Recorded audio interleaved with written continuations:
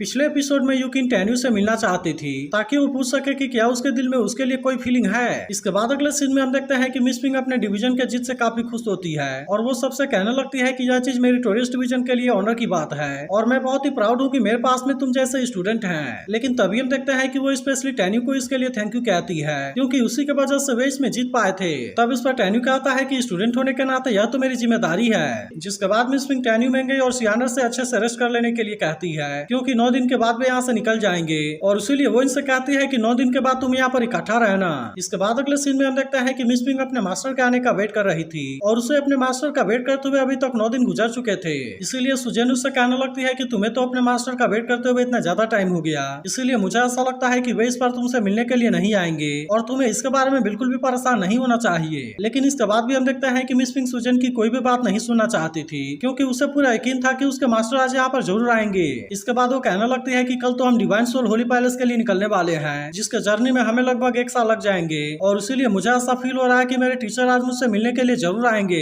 तब इसकी ऐसी बात सुनकर सुजेन उससे कहती है कि मैं तुम्हें बहुत ही अच्छे से देख रही हूँ और मुझे ये भी पता है कि तुम अपने मास्टर के प्यार में पागल हो गई हो। लेकिन इसके बारे में सुनते ही मिस पिंग कहने लगती है कि नहीं, ऐसा कुछ भी नहीं है। जिसके बाद सुजेन उससे कहने लगती है कि मैं इतनी भी अंधी नहीं हूँ और मैं देख सकती हूँ कि तुम्हारे दिल में क्या है। अब इसी वजह से हम देखते हैं कि सुजेन को मिस पिंग के बारे में काफी चिंता होने लगी थी, इसीलिए वो कहने लगती है कि तुम्हें अपने मास्टर के बारे में इतना ज्यादा परेशान नहीं होना चाहिए क्योंकि मुझे ऐसा लगता है कि अगर तुम अपने मास्टर से और ज्यादा प्यार करने लगी तब इस तरह से उसमें से बाहर आ पाना तुम्हारे लिए काफी मुश्किल हो जाएगा। लेकिन इसके बाद भी हम देखते हैं कि मिस पिंग को किसी भी चीज के बारे में कोई चिंता नहीं होती और वो कहने लगती है कि मैं तो उनकी इकलौती स्टूडेंट हूँ और उन्होंने हमारे फादर से भी प्रॉमिस किया था कि वे मुझे प्रोटेक्ट करेंगे। अब इतनी बात कहने के बाद वो कहती है कि मुझे और किसी चीज के बारे में कोई भी चिंता नहीं है क्योंकि मैं किसी भी तरह से केवल उनके साथ में रहना चाहती हूँ और मुझे यह चीज बहुत ही अच्छे से मंजूर है। तब इसके बारे में सुनकर सुजेन कहती है कि तुम तो उनके प्यार में पूरी तरह से डूब गई हो। लेकिन अभी भी हम देखते हैं कि मिस पिंग को अपने मास्टर के ऊपर पूरा यकीन था और इसीलिए वो अभी भी उनके आने का वेट करने लगती है। तब इसे देख सुजेन फिर से उसे समझाने के लिए कोशिश करती है क्योंकि वैसे भी अभी यहाँ पर काफी रात हो गई थी और इसीलिए वो मिस पिंग से कहती है कि तुम्हें अब उनका वेट नहीं करना चाहिए। लेकिन इस पर मिस पिंग कहने लगती है कि नहीं, ऐसा कभी नहीं हो सकता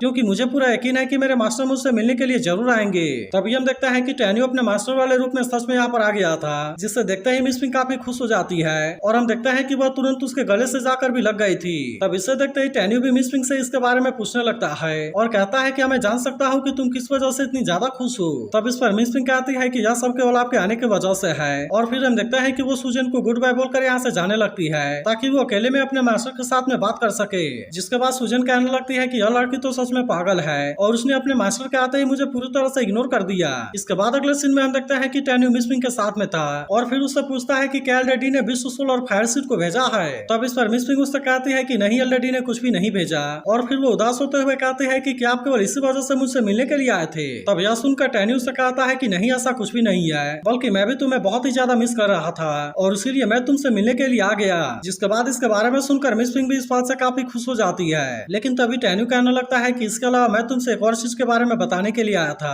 क्योंकि मैं किसी जरूरी काम को पूरा करने के लिए फिर से बाहर जाने वाला हूँ और इसमें मुझे लगता है कि कम से कम 1.5 साल लग जाएंगे। इसलिए मैं जैसे ही अपने काम को खत्म कर लूंगा मैं तुमसे फिर से मिलने के लिए जरूर आऊंगा। लेकिन मिस पिंग को तो इसके बारे में पहले से ही सब कुछ पता होता है और सोचने लगती है कि यह तो कंपटीशन के लिए डिवाइन सोल होली पैलेस में जाने वाला है। तभी टैन्यू से कहने लगता है कि यह तो केवल 1 साल और 6 महीने की बात है और इसीलिए यह टाइम भी जल्दी ही गुजर जाएगा। तब इस पर मिस पिंग नाराज होकर अपनी ताकत लगाकर मसाज करने लगती है और फिर कहती है कि हाँ, मैं समझ गई कि यह केवल 1.5 साल की बात है। तब इसके ऐसे हरकत को देख टैन्यू पूछने लगता है कि तुम ये क्या कर रही हो। जिसके बाद मिस पिंग कहती है कि पिछली बार आप मुझे बिना गुड बाय बोले ही चले गए थे और इसीलिए मैं इस बात से नाराज हूँ। तब इसके ऐसी बात सुनकर टैन्यू भी हंसने लगता है और फिर कहता है कि इसमें तो सच में मेरी ही गलती है। तभी मिस पिंग कहने लगती है कि मैं आपके लिए बहुत ही अच्छा वाइन रेडी करने वाली हूँ। इसके अलावा वो इससे बताने लगती है कि मैं किसी को पसंद करती हूँ, लेकिन असल में बात ऐसी है कि वह पहले से ही किसी और को पसंद करता है, इसलिए मैं आपसे पूछना चाहती हूँ कि क्या आप मेरे साथ में ड्रिंक करेंगे। तब इसके बारे में सुनकर टैन्यू सोचने लगता है कि मैं जब कभी भी इससे मिलने के लिए आता हूँ मुझे उसे देख सुआनर के बारे में याद आने लगती है, लेकिन अब तो ऐसा लगता है कि वह पहले से किसी और को पसंद करती है और फिर हम देखते हैं कि वो इसके साथ में ड्रिंक करने के लिए मान गया था।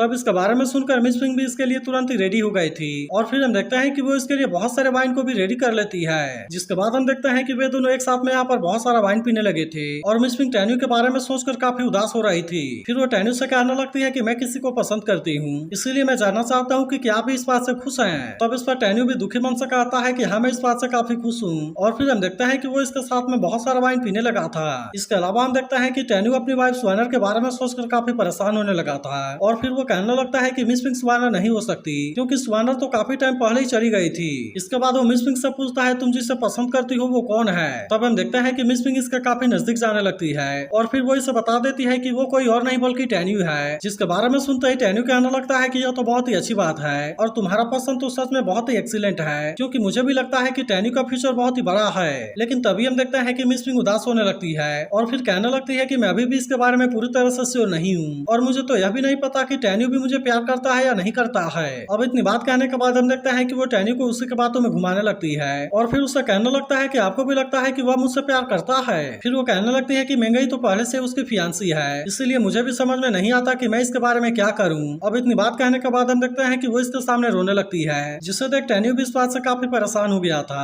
और फिर हम देखते हैं कि वो इसे शांत कराने के लिए इसके पास आता है और कहने लगता है कि तुम तो इतनी अमेजिंग हो इसलिए मुझे लगता है कि टेन्यू भी जरूर तुम्हें पसंद करता होगा क्योंकि तुम तो एक बहुत ही अच्छी लेडी और उसकी चीफ हो और इसीलिए मुझे लगता है कि सही समय आने पर वो तुम्हें इसके बारे में जरूर बताएगा। लेकिन इसके बाद भी हम देखते हैं कि मिस पिंक का मन शांत नहीं होता और फिर वो कहने लगती है कि अगर ऐसा नहीं हुआ तो फिर मैं कभी भी किसी और से शादी नहीं करूंगी और मैं हमेशा ही आपके साथ में रहूंगी। तब इस पर टेन्यू भी कहता है कि तुम इसके बारे में बिल्कुल भी कोई चिंता ना करो क्योंकि अगर टेन्यू तुम्हें नहीं चाहता तो क्या हुआ, मैं पूरी लाइफ तुम्हारा ख्याल रखूंगा। तब इस पर मिस पिंक उसके गले से लगते हुए कहती है कि आप ये प्रॉमिस कभी नहीं तोड़ना। लेकिन तभी टेन्यू को पता चलता है कि ज्यादा पीने की वजह से मिस पिंक बेहोश हो गई है इसलिए वो कहने लगता है कि मुझे तुम्हें इतना ज्यादा ड्रिंक नहीं करने देना चाहिए था। फिर हम देखते हैं कि वो इसे अपने बाहों में उठाकर बेड पर लाकर सुला देता है और वो कहने लगता है कि तुम और सुवानर भले ही देखने में अलग हो लेकिन इसके बाद भी तुम्हारा डांस और बिहेवियर पूरी तरह से सेम है और अफसोस की बात यह है कि तुम मुझे अपने स्टूडेंट के रूप में पसंद करती हो। लेकिन इसके बाद हम देखते हैं कि टेन्यू यहाँ पर ज्यादा टाइम के लिए नहीं रुकता और फिर वो यहाँ से वापस चला जाता है। मगर तभी हम देखते हैं कि मिस पिंक ने इसके बातों को सुन लिया था